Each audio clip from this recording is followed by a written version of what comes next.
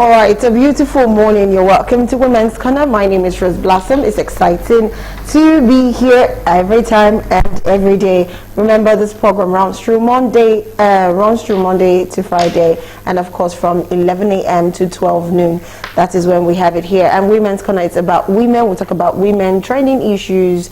You know, sometimes we might even get to repeat some particular issues because depending on, you know, what we see out there. So we have to keep treating it and making sure that we're passing the right information. Don't forget, we're actually streaming live on Facebook and Twitter.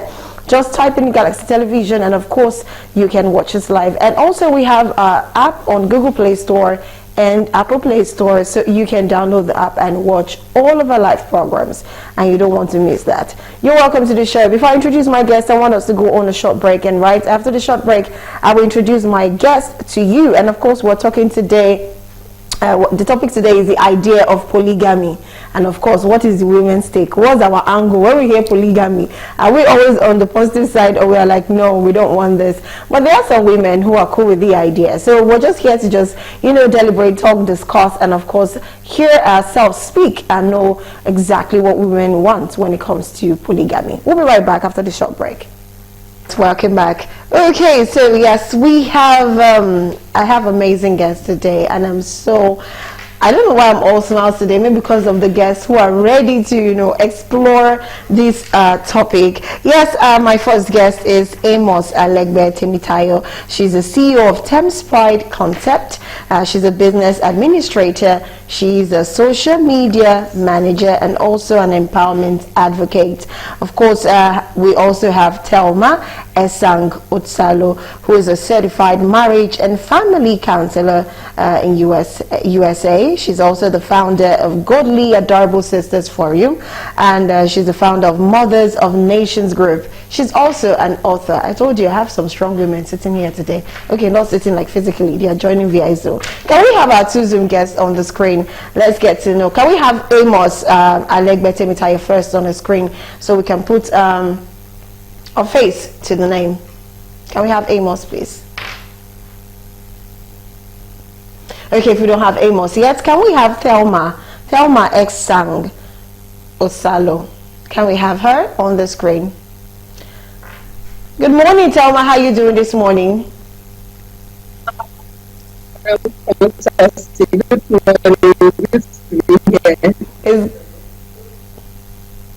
It's good to have you. So let's just get cracking, and while Amos joins us, Temitayo joins us. Now, the first idea, once you hear polygamy, what is that first thought that comes to your mind as a woman? Like, speak for all women right now. When you hear polygamy, what's that first thing that comes to your mind that says, polygamy? And why is it that, no, let's not even do why first. Let's first get the idea of what polygamy is to women and how women perceive it to be.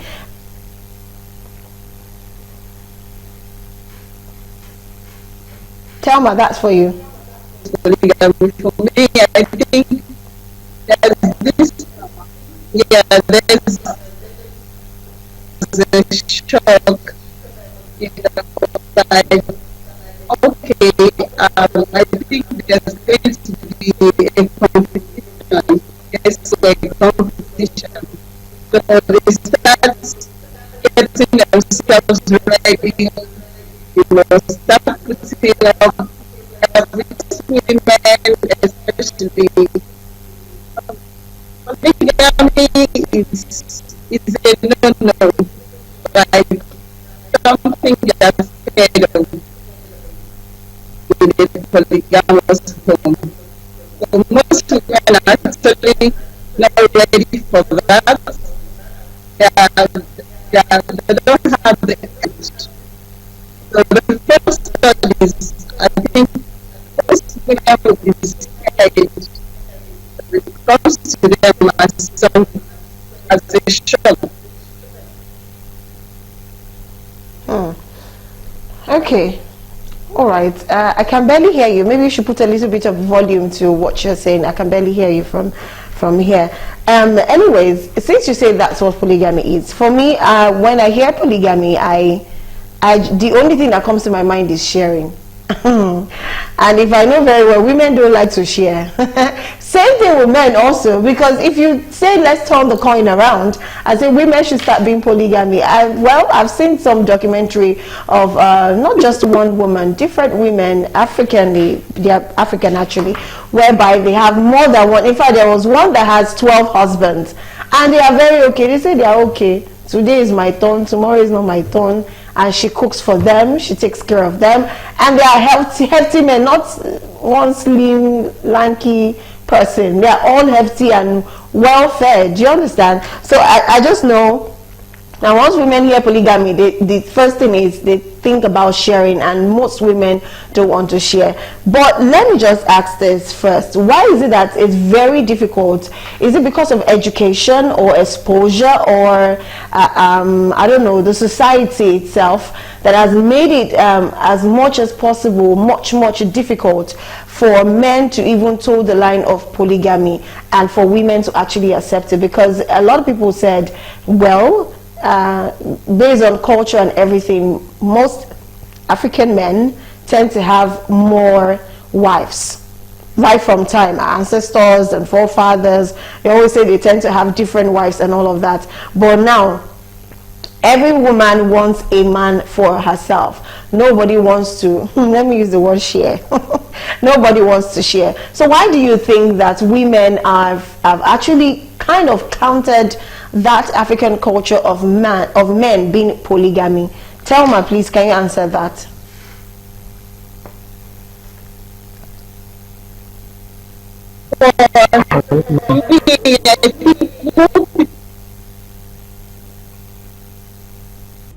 Seven tips for handling family stress. Don't set unrealistic expectations. Set the tone for the holiday weekend by showing up as your authentic self. You will help lift the others around you without saying a word. However, keep in mind that everyone may be stressed and may not be able to handle said stress as adroitly as you can. Create a to-do list.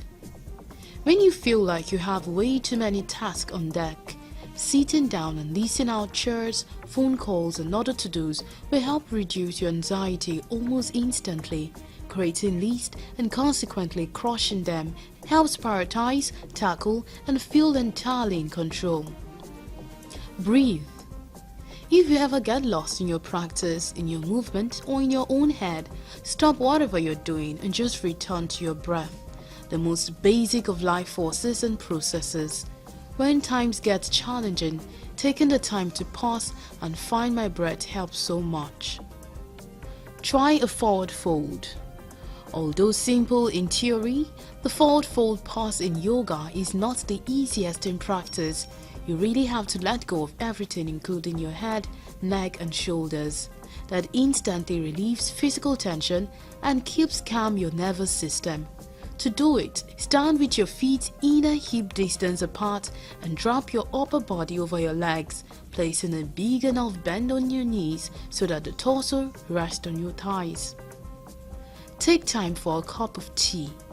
Grab your favorite herbal wellness blend and use it as a moment for a mindfulness exercise. Then take a few warm, soothing sips and breath, or any herbal blend should suffice. Plus, it's a great way to fold family into the de-stressing mix. Coming together over a pot of tea always feels like a peaceful and pleasant opportunity to connect with others. Be kind to everyone, including yourself. While you may not want to stomach all the stress, you've got a slew of techniques in your pocket on how to diffuse difficult situations. Therefore, lead by example. Instead of telling someone to do or how to act, model it yourself. Create a daily routine of some type. A daily practice can be as simple as a choice you make or an intention for the day that might just mean going outside to get a bit of morning light every single day. Nothing more, nothing less journal in order to set the right tone for the day.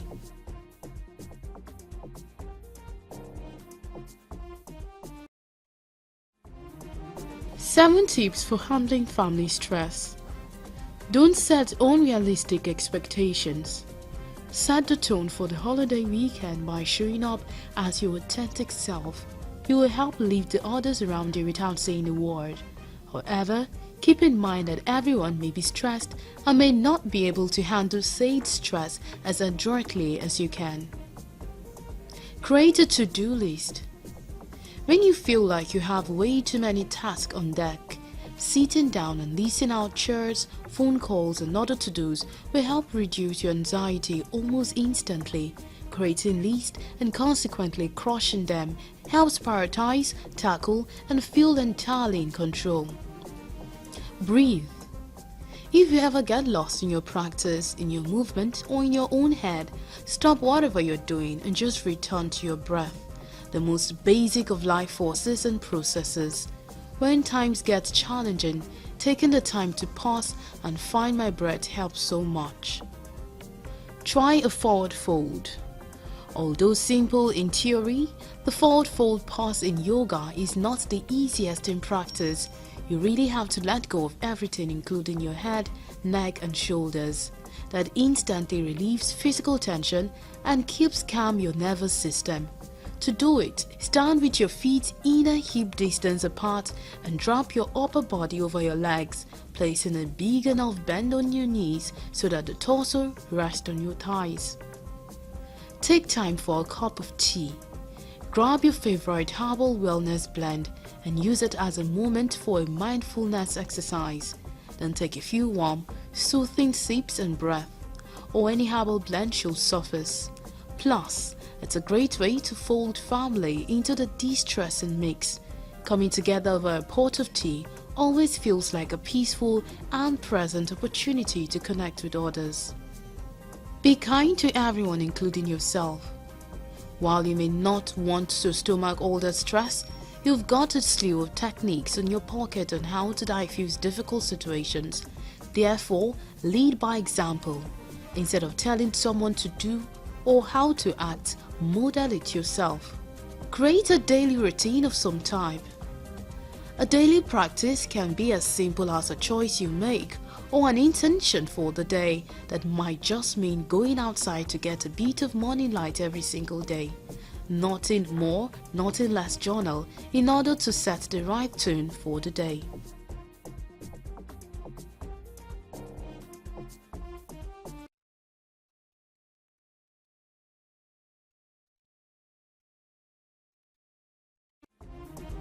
Seven tips for handling family stress. Don't set unrealistic expectations. Set the tone for the holiday weekend by showing up as your authentic self.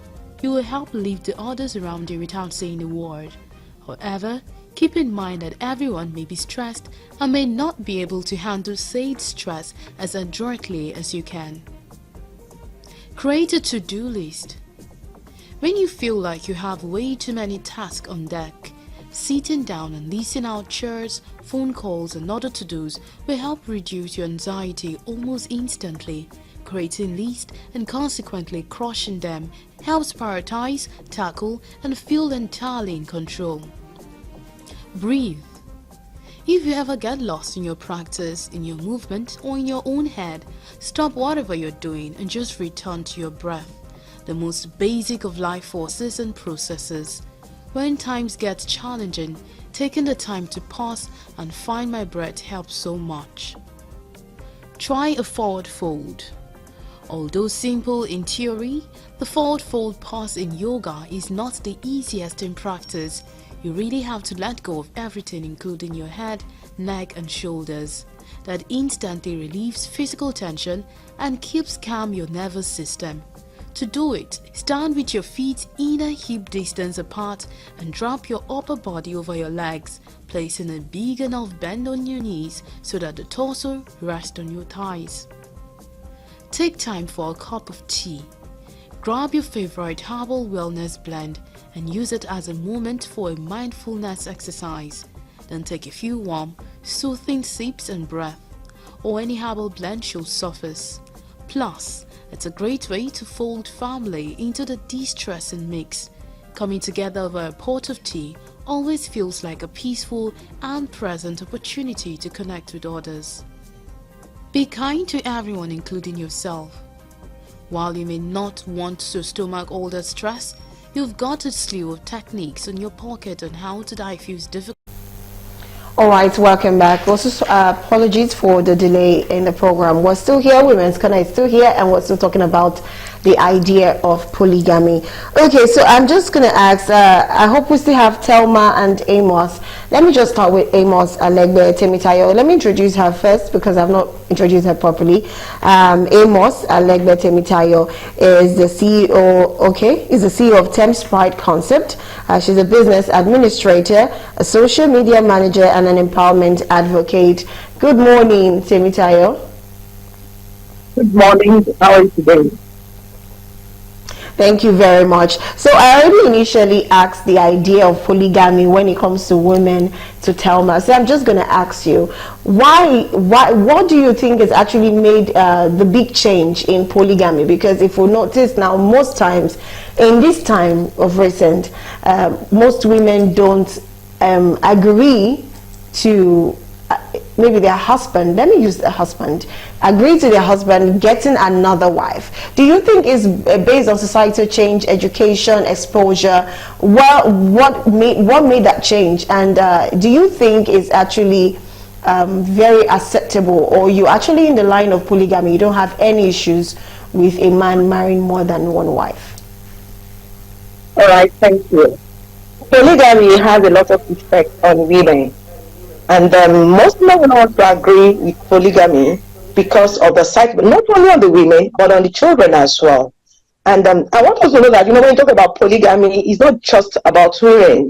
We have polygamy, which is the most common one. That is a man marrying more than two wives. We have polyandry, and that's a woman marrying more than one wife, and the group marriage. But the most common one is polygamy, which is a man marrying more than 1, 2, 3 wives, and there is always negative effects on the women.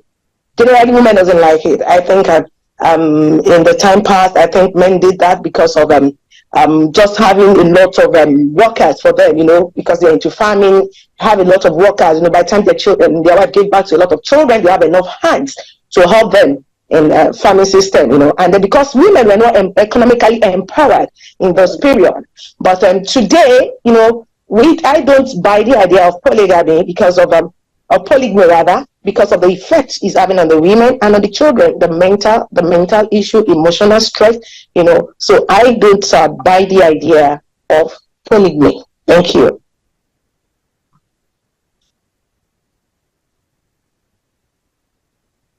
Effects do you think polygamy actually have on women when it comes to both the emotional part and the mental health part? What are the things that it might actually cost to women that a lot of women might not even take note of, but they have to start taking note of? Telma. Sorry, I didn't get that. I said, what are the effects it has on women? Polygamy, what effect does it have on women when it comes to their emotional well-being and their mental well-being? That they are usually not very, they don't take notice of actually, but the effect is actually there when it comes to polygamy. Telma. Okay, thank you. Polygamy actually is very, very stressful and strenuous. Emotionally for the women, it's draining because they try to, it's almost like they are in a competition trying to get the attention of their husbands, trying to make sure that the husband gives them more attention. So it's like a competition, and most women don't have that energy, That's the reason why most women, you see a situation where a younger wife comes in and then the first wife packs out, because when she looks at it, the disadvantages far away, the disadvantages are more for her. It brings about an enmity, that struggling for properties at the demise of the breadwinner. There's envy, there's jealousy, there's strife, So most women actually don't have that emotional, psychological capacity, to go through that, So polygamy, it's a no-no. It's a no-no for me and probably for most women out there. Thank you. Thelma does not want to share. She said it's a no-no for her. I like your stance that for me it's also a no-no, because I don't see the reason why I should share. You have one body, one soul, one life. So why are you sharing? I don't understand. I also have one. Anyways, I want to ask Amos this. You mentioned the part of children that has effect on children, and that is where a lot of women and men don't actually recognize. Now, I just want you to just give us few notes or few points on how polygamy usually end up affecting the children on the long run. Tell me. All right, thank you. Yeah, can you hear me, please?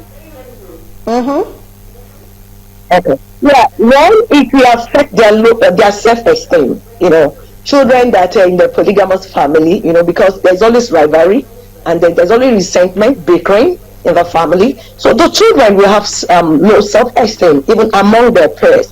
So emotional stress, because a lot of things, see that, you know, maybe there's a lot of noise, fighting, this one clamoring for this, you know, usually that happens in the polygamous home, because this mother wants her own child to have this particular thing. So it can affect their emotional, a lot of trauma that children in polygamous home to go through. And at the same time, you know, it can have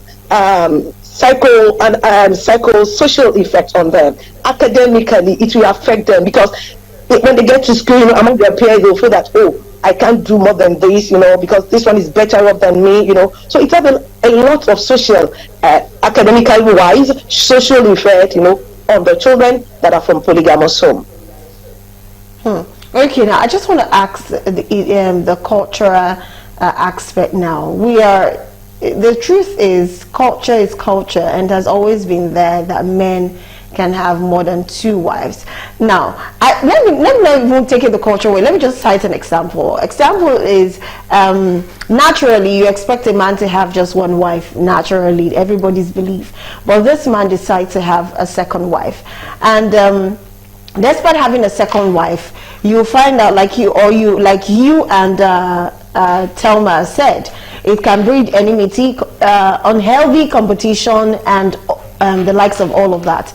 But it's as though that the women of then, they have this very special gene inside of them. They know how to handle such issues. I don't know what they displayed in movies then for us is that when you see a man with like 3 wives, each wife has a hut, and the man stays in his own hut. So when there is a turn, there is a turn, and the eldest wife is always the one taking care of the other wives as his own personal, you know, as her own personal responsibilities. So you find out that, I'm picking up from the movies and from what I've heard, that most women then, they tend to be able to share. They even manage senior wife, junior wife, they respect themselves and all of that. But now I've seen that some people who even try to do the same thing by being polygamous in nature, having their own wives. The wives tend not to even want, they don't even want to be in the same compound. You can maybe 2 streets away, you can have her there, and if you ever have to have them in the same house, there is always problem. Why do you think that how will I put it, that adaptation, that adaptability nature of a woman as a den to accept the husband taking more wives has changed? It's different from what we have now, which is the first question I initially asked before we had to, you know, rerun our stuff. Do you think it's the society or the exposure or the education that has made women to not really accept that fact that even though there is a second wife, maybe someone is pregnant and the man wants to marry the woman legally, but it's very hard for you to come by a woman right now that will actually agree to settle for her or stay in the same house? What has changed? I want to ask that to Amos Temitayo. Is that question for me? Yes. Oh, now what has changed over time as a man taking another wife, as in taking second wife or third wife?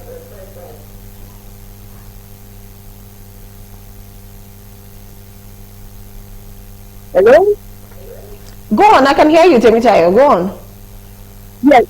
I said that the question is that I'm not really getting the question very well, but what has changed over time? What has changed? Taking more wives? What has changed? The women then could take it. They could take that polygamy from the men. But right now, the women we have now cannot take that. So what has changed between that time and now? Okay. Then the women then, they were not economically empowered. So they have no choice than to stay in their marriage.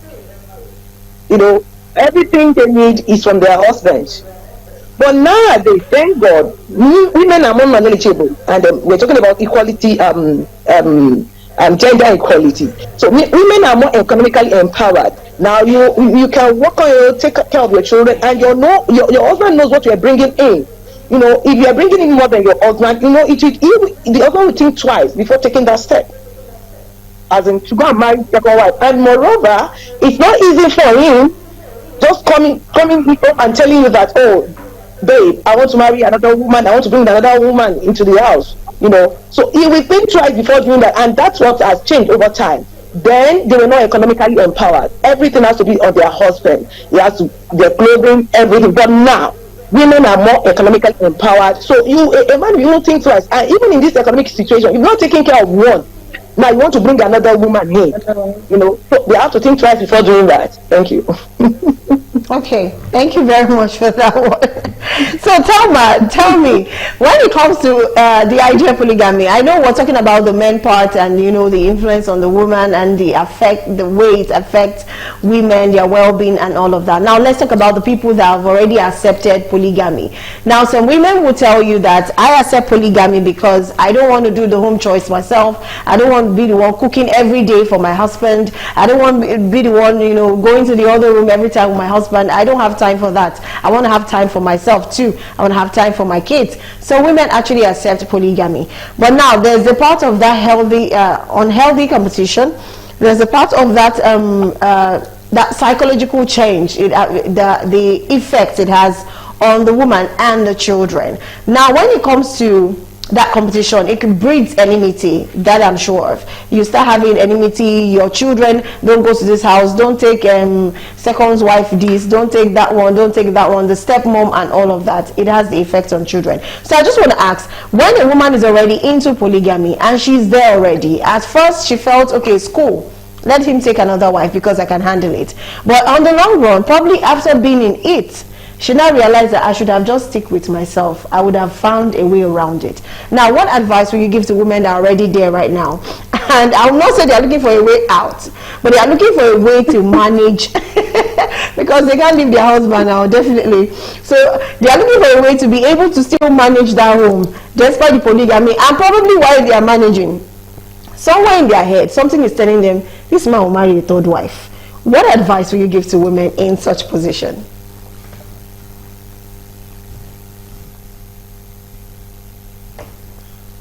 That's for you, Thelma. Oh, okay.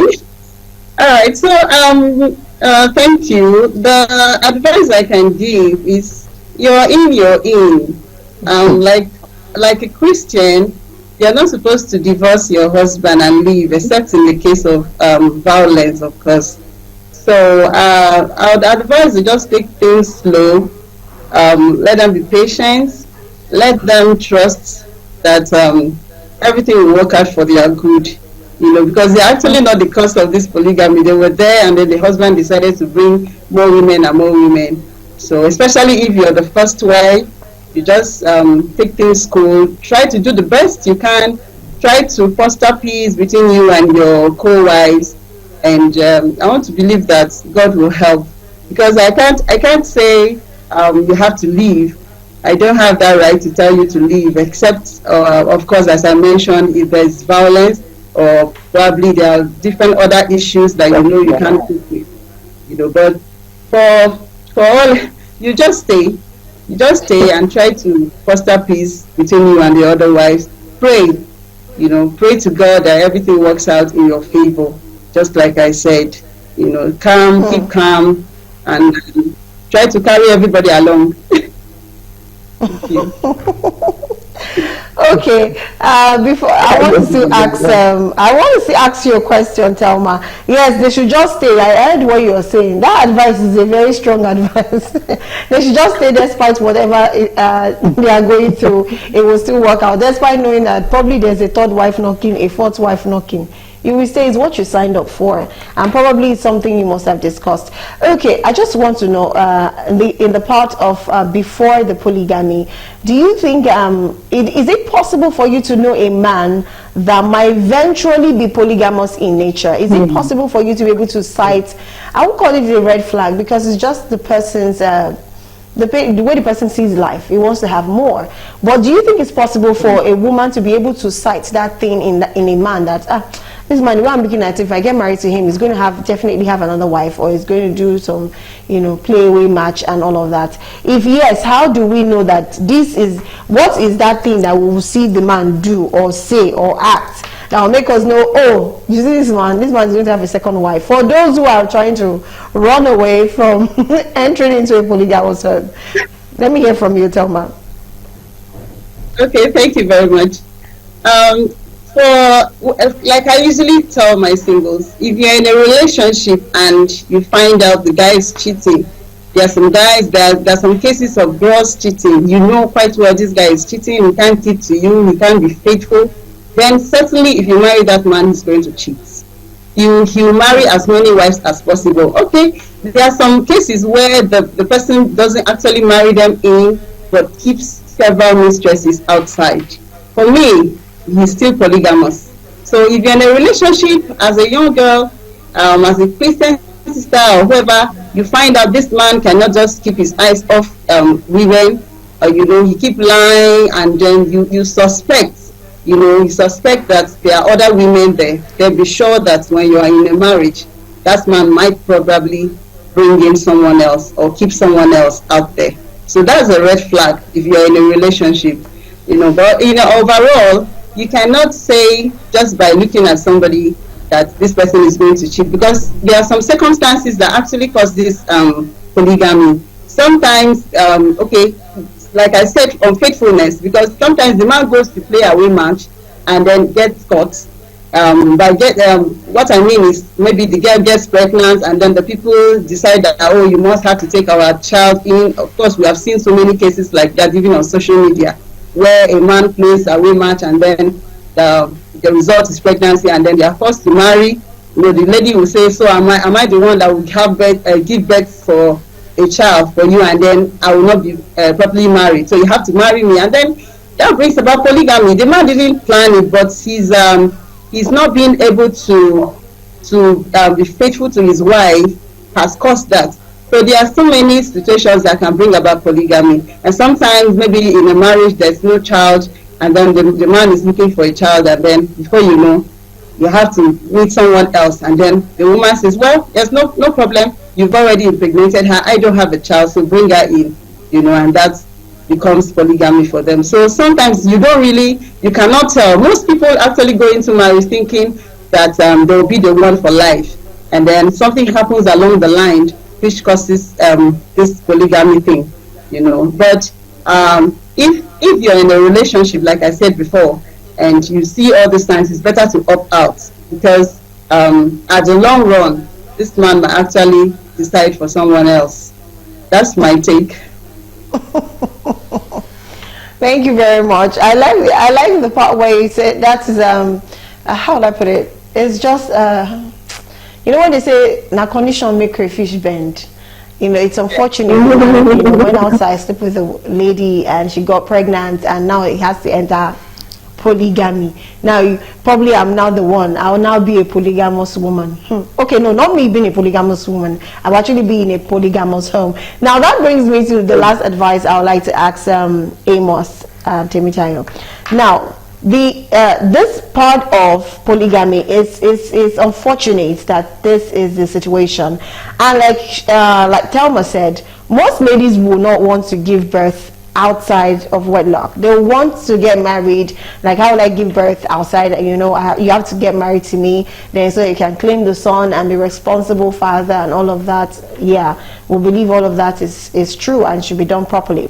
But what advice will you give to a woman? What should a woman do at that point when she knows that this is not the this is not the style of clothes she wants to wear. She does not want to wear the senior wife clothes. She does not want to wear the greet my first wife. She does not even want to smell that thing at all. But it's unfortunate that the husband has, impregnated another woman, and the woman has to come into the house. What will she do? She can't leave her home because of another woman, and she does not want the woman to come in and as a second wife. At this point, at this juncture, what do you think a woman should do?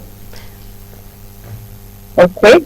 The first thing I will advise a woman to do is, one, she has to be happy. She has a choice to be happy. Self-love, to love herself, and that she should engage in a lot of things that will keep her moving on.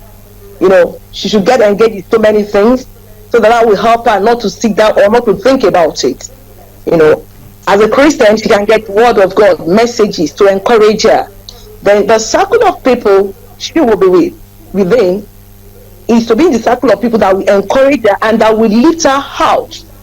Because a woman that didn't plan that will definitely, the issue will definitely have a lot of emotional trauma on her. So she needs something to bring her out of that emotion, of that emotional distress. So first thing is self-love. She should love herself, irrespective of what is happening around her. Then two, she should be happy. Happiness is a choice. A plant will grow whether with negative or positive water. Plant doesn't know, maybe this water is negative, is dirty or is clean.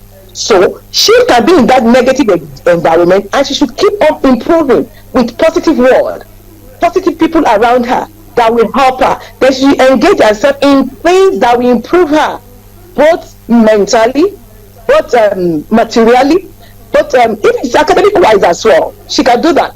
Those things will help her, and she should focus on her children. She should be positive minded. Those are the things that can help her in that period. Thank you. Thank you very, very much. I'm all smiles because I like the idea where most of the guests we have today are coming from. It's so sad. I wanted to actually play out. I wanted to use Yul Edochie and Mia Edochie, and of course the second wife. I wanted to use them as an example, and of course what is going on in their home. But time is already fast spent. We have to let you go. So I would like to appreciate Amos Alegbe Temitayo and Thelma Esang Osalo. Amos Temitayo is the CEO of Thames Pride Concept. She's a business administrator, a social media manager, and an empowerment advocate. And Thelma is a certified marriage and family counselor in the USA, and she's also the founder of Godly Adorable Sisters Forum. I don't know, I like that name. And she's also the founder of Mothers of Nations Group, and she's an author. Thank you so much. Can we have we have the both of them on the screen. Our usual ritual is that while we let you go, you wave us a goodbye with a big smile. All right. Bye.